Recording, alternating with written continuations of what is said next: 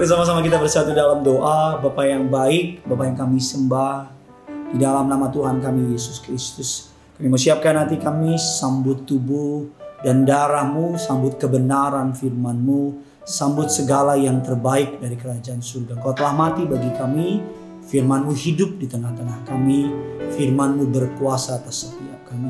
Kami mau siapkan hati kami, sambut kebenaran firman Tuhan.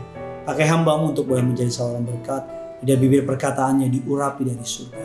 Kata kalimat yang keluar, isi hati Tuhan yang disampaikan. Nama Tuhan yang diagungkan, umat-Mu dikuatkan, kami diberkati. Di dalam nama Tuhan Yesus, Allah Roh Kudus, Engkau disambut di tengah-tengah kami. Amin. Belajar dari pohon ara. Kita semua tahu kisah pohon ara yang dikutuk. Suatu hari Yesus bersama dengan murid-muridnya berjalan kaki dari Betania menuju Yerusalem. Di tengah perjalanan mereka, karena perjalanannya cukup jauh antar kota, tubuh mereka mungkin menjadi letih dan mereka mungkin menjadi lapar.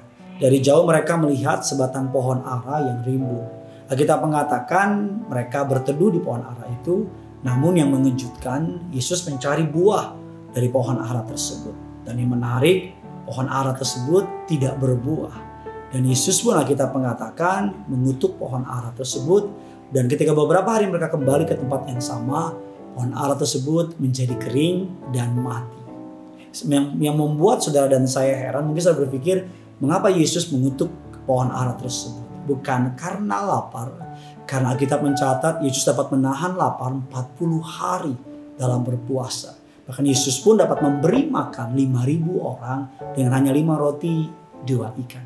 Tetapi Yesus mengutuk pohon ara tersebut. Pohon ara mati agar iman para murid tumbuh. Pohon ara mati agar iman para murid tumbuh.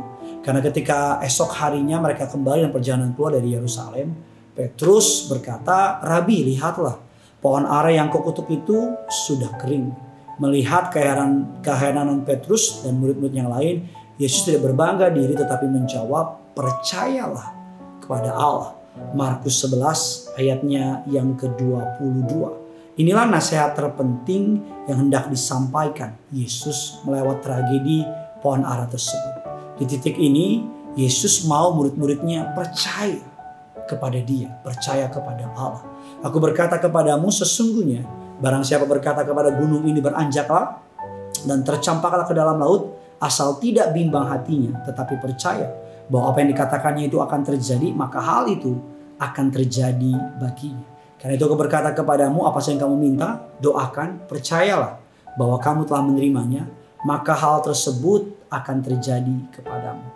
Mari, ada 3 hal yang perlu kita lakukan agar kita tidak menjadi seperti pohon ara yang mati tersebut. Yang pertama, agar kita dapat bertumbuh, yang pertama adalah, mau pakai terminologi tumbuhan, matikan akar yang dangkal. Tuhan mau saudara mengikuti Tuhan. Kita benar-benar memiliki akar yang kuat di dalam Tuhan. Bukan hanya mengikuti Tuhan karena ikut-ikutan.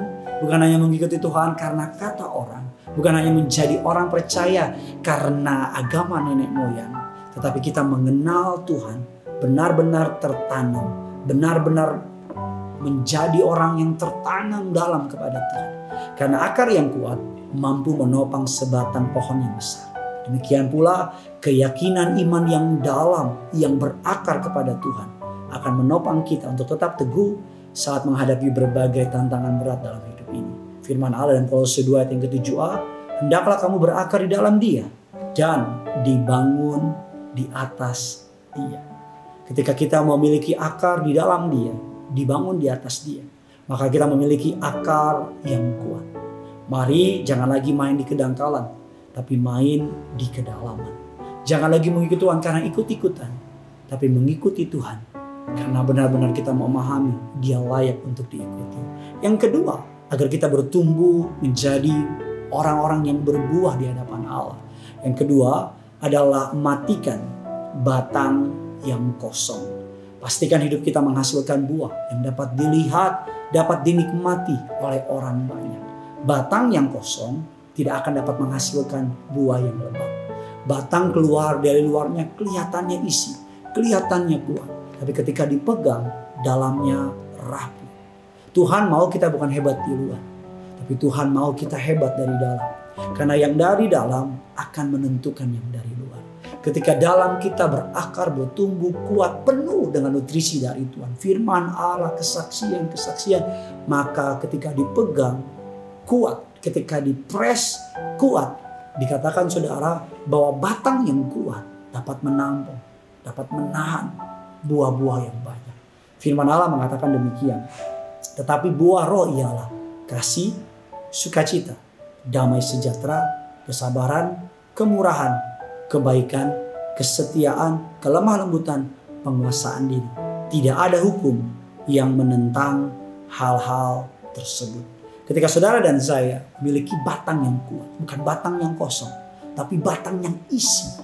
Jangan hanya menampilkan penampilan yang kelihatan di luar keren, tapi dalamnya berantakan.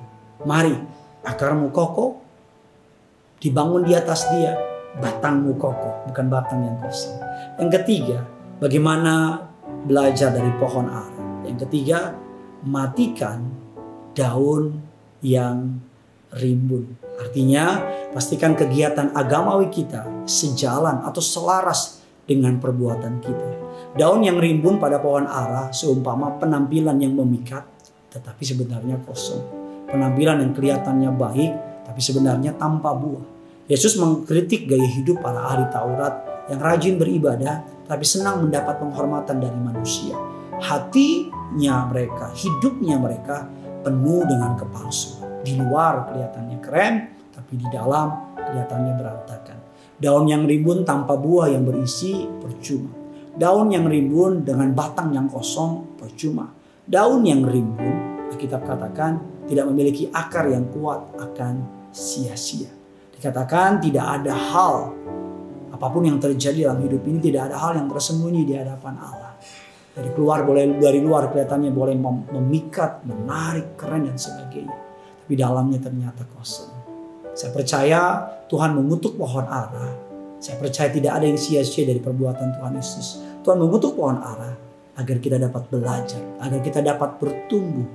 Hendaknya pohon iman kita bukan hanya berdaun lebat, melainkan juga kaya akan buah-buahan yang ranum, memberikan rasa yang enak. Dan siapapun orang dapat berlindung dalam pohon iman kita. Siapapun orang dapat merasakan kedamaian, sukacita dalam pohon iman kita. Mari pohon ara mati agar iman kita bertumbuh. Pohon ara mengalami yang namanya kematian agar iman saudara dapat bertumbuh. Akarmu kokoh bukan dangkal, batangmu kuat, dan daunmu bukan rimbun hanya kelihatan dari luar, tapi daunmu menghasilkan buah-buah yang menyenangkan bagi nama Tuhan. Bagikan kabar baik ini sebanyak mungkin pada orang-orang di sekitar di luar sana.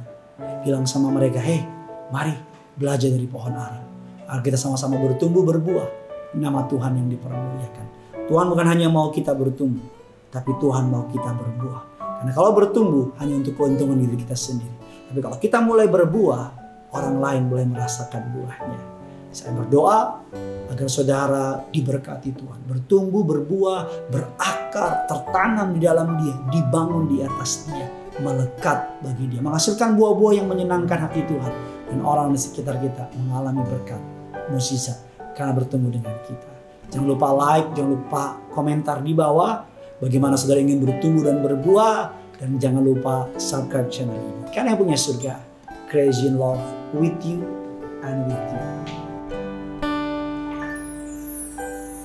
Ku tak membawa apapun juga saat ku datang ke dunia. Ku tinggal semua pada akhirnya saat ku kembali ke surga. Inilah yang ku punya, hati sebagai hamba yang mau taat dan setia padamu Bapa.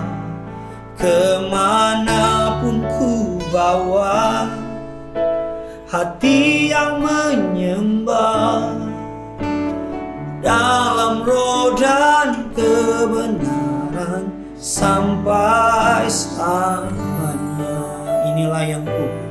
Inilah yang ku punya, hati sebagai hamba yang mau taat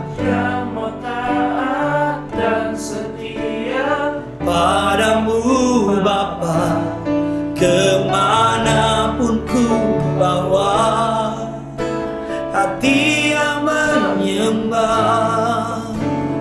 dalam roh dan kebenaran sampai selamanya. Mari sama-sama bawa hatimu. Inilah yang ku punya, inilah yang ku punya, hati sebagai hamba yang mau taat dan setia padamu Bapa, kemanapun ku bawa, hati yang menyembah dalam roh dan kebenaran sampai sekali lagi. Inilah yang ku punya, hati sebagai hamba, amin, yang mau taat dan setia padamu Bapa, kemanapun ku bawa, hati yang menyembah dalam roh dan kebenaran sampai selamanya.